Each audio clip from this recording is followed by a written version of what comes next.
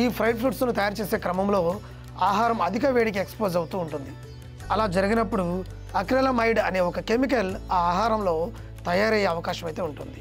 ఇక ఈ కెమికల్ క్యాన్సర్ను చాలా ఈజీగా ట్రిగ్గర్ చేయగలదు.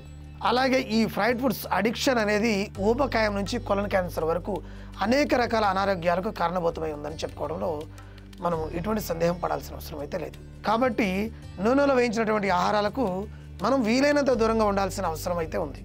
ఇక రెండవది కార్న్ సిరప్. దీనిని హై ఫ్రక్టోజ్ కార్న్ సిరప్ లేదా HFCS అంటూ ఉంటాం. సాధారణంగా సూపర్ మార్కెట్లో లభించేటటువంటి చాలా రకాల ప్రాసెస్డ్ ఆహారాలలో కృత్రిమ షుగర్స్ అనేవి ఎక్కువగా ఉపయోగిస్తూ ఉంటాం. ఈ HFCS కూడా ఒక రకమైనటువంటి కృత్రిమ షుగర్ లాంటిదే అని మనం చెప్పుకోవచ్చు. ఈ HFCS అధికంగా తీసుకున్నప్పుడు కొలన్ క్యాన్సర్ ప్రమాదం రెట్టింపు అయ్యే అవకాశం అయితే ఉంటుంది. కాబట్టి ఈ కార్న్ సిరప్ ఉన్నటువంటి ప్యాకేజ్డ్ ఫుడ్స్ను కూడా అవాయిడ్ చేస్తే